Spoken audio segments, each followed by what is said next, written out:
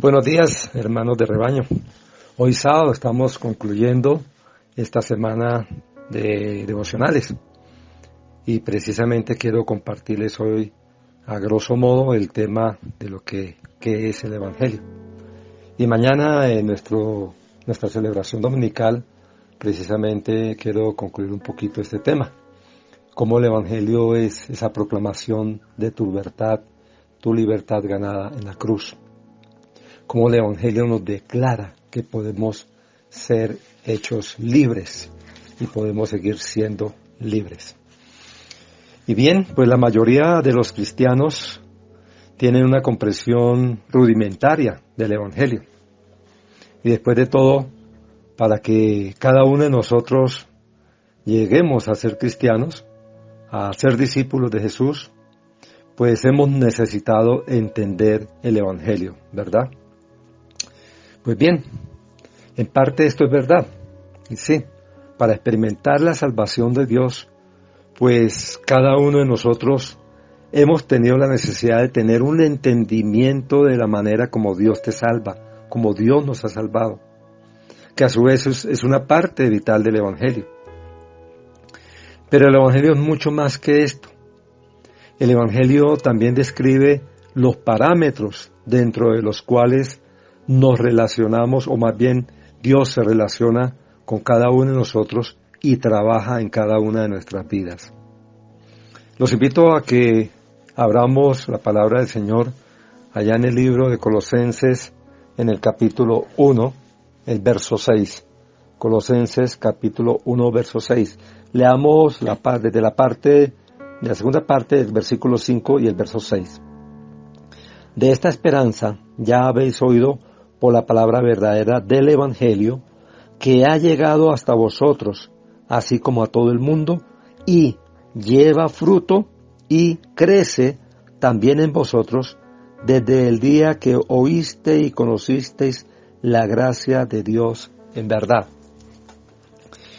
Entonces, notemos cómo el apóstol Pablo, aquí en la epístola a los Colosenses, en este capítulo 1, versos 5 y 6, Pablo conecta el hecho de que el Evangelio lleva fruto y crece, con el hecho de que los primeros creyentes entendían la gracia de Dios en verdad. Igual que sucede con el amor de Dios, pues la gracia de Dios también tiene una asombrosa anchura, longitud, altura y profundidad, como lo expresa también la epístola del apóstol Pablo en el libro de los Efesios capítulo 3, verso 18. Y qué interesante poder explorar de pronto en otra ocasión esa anchura, esa longitud y esa altura y profundidad del Evangelio, de tal manera que podamos entender la gracia de Dios en verdad. Y el resultado de esta revelación, pues será que el Evangelio va a empezar a llevar fruto y crecer como nunca hemos experimentado antes.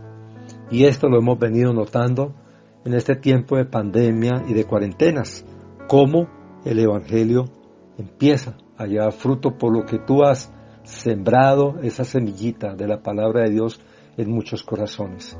Esas oraciones que hemos hecho en favor de aquellos para que sean salvos, está llevando el fruto y está creciendo en este tiempo de pandemias y de cuarentena.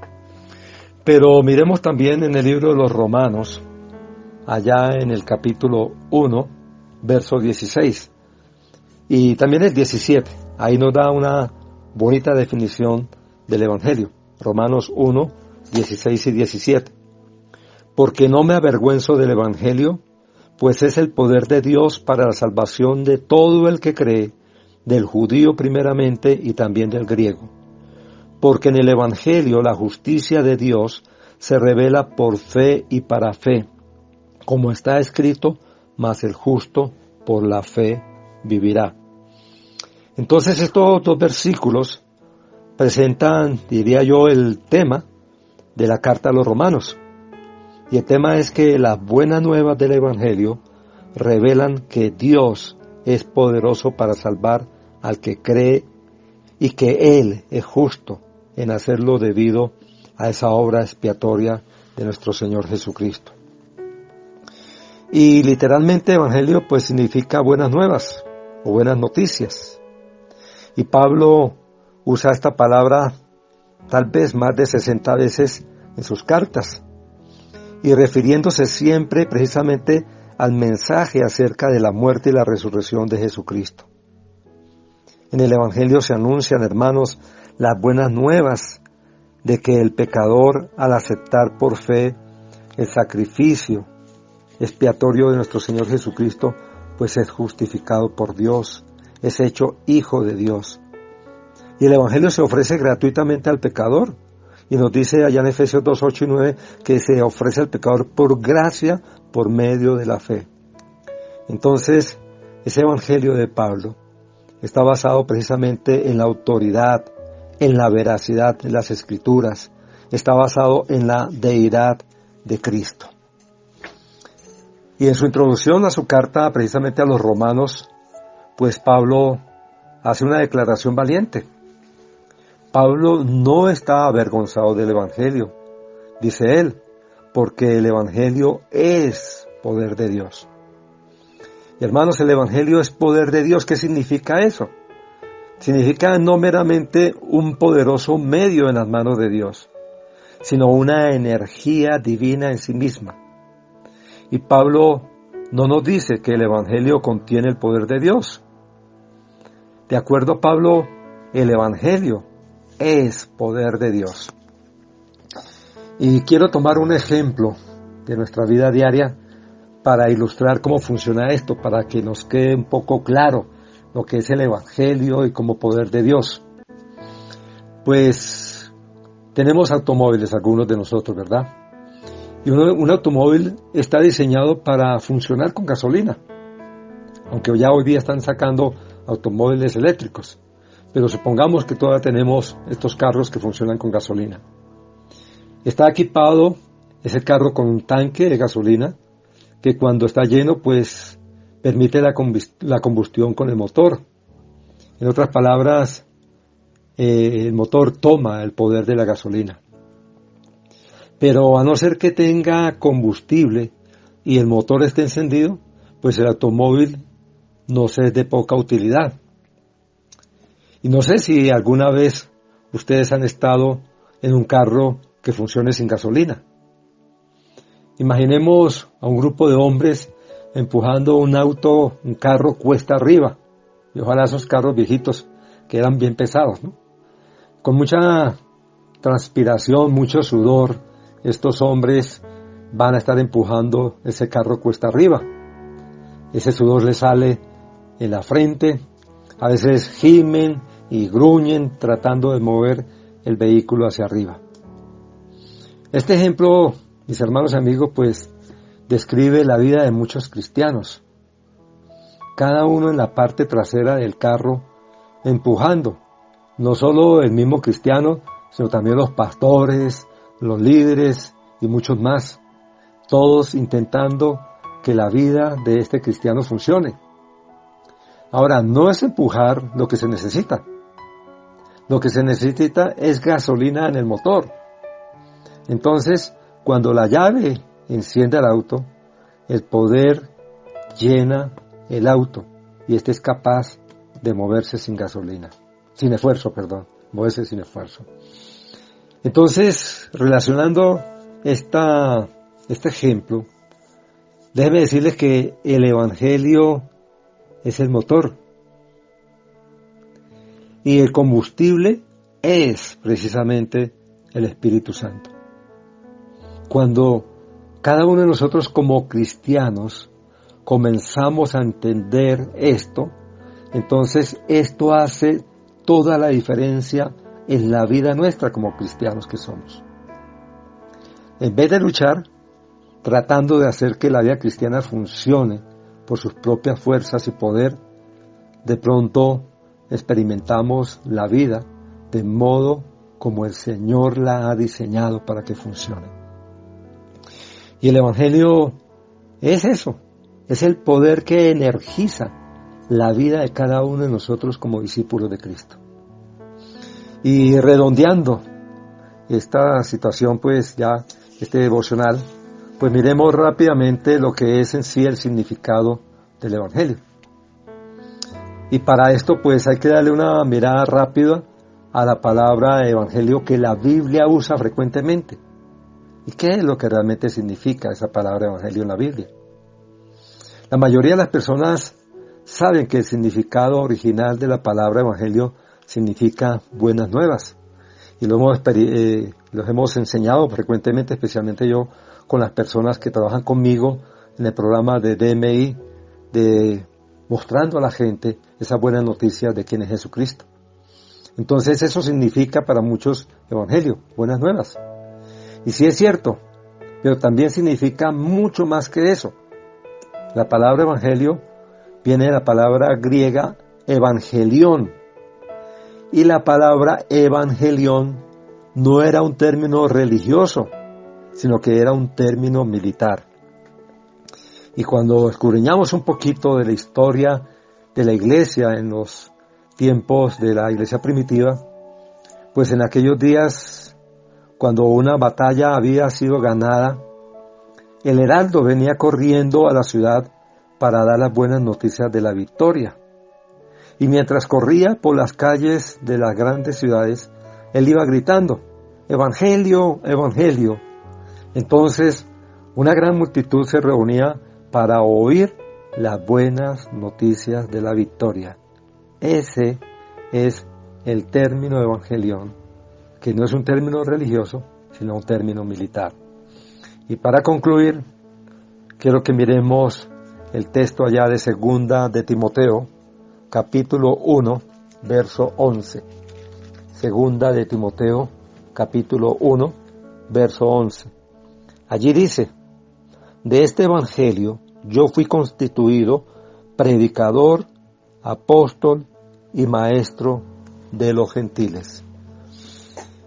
Y ese es el motivo, mis hermanos y amigos, por lo cual Pablo se llama heraldo, como también lo muestra la nueva versión internacional con respecto a este texto.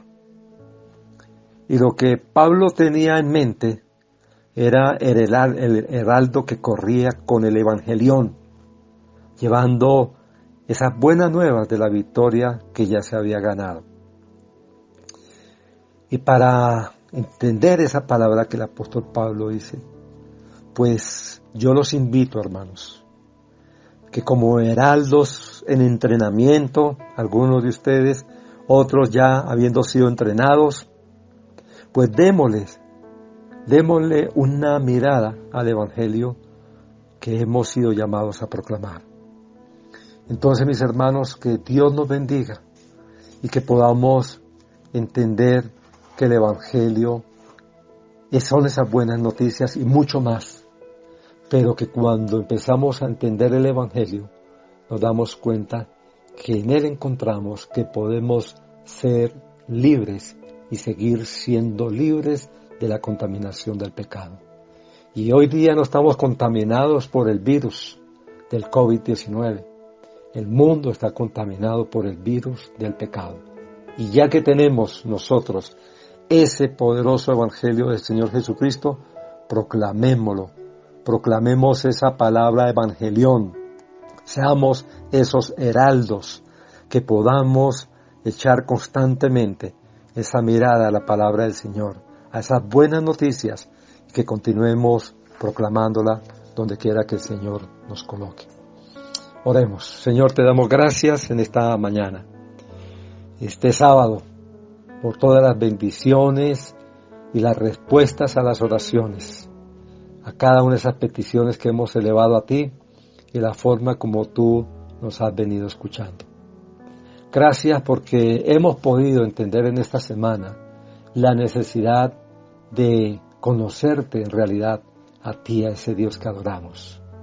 Pero también gracias porque a través de esos tiempos de intimidad hemos venido aprendiendo a escuchar tu voz, sabiendo que tú nos hablas a través de tu palabra, que nosotros te hablamos a través de la oración y que eso nos ha permitido hacer cambios en nuestro carácter.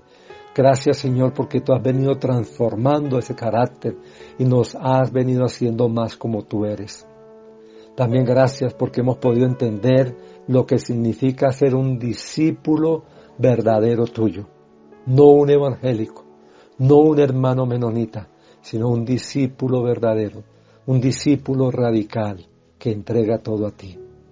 Y gracias, Señor, por permitirnos también poder entender lo que significa, qué es tu evangelio.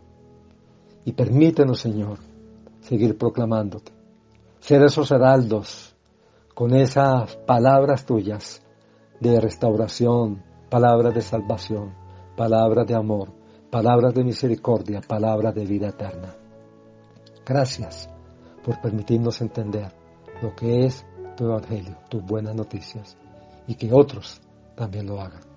Sigue bendiciendo nuestras comunidades, nuestras iglesias, en cualquier lugar del mundo, que podamos seguir siendo esos heraldos tuyos, esos buenos y dignos representantes tuyos, esos embajadores tuyos. Y queremos encomendar este fin de semana en tus manos. Que tú nos bendigas en este resto del día sábado y mañana podamos disfrutar de ese tiempo de celebración para ti. A ti damos la gloria y la honra por siempre. Amén. Bien, mis hermanos, que Dios los bendiga, que continúen disfrutando de este fin de semana, que hayan tenido un buen día del trabajo ayer, de descanso, de cuarentena, y que mañana estemos en punto de 9 de la mañana, uniéndonos en la celebración a nuestro Dios. Que Dios le guarde. Abrazos.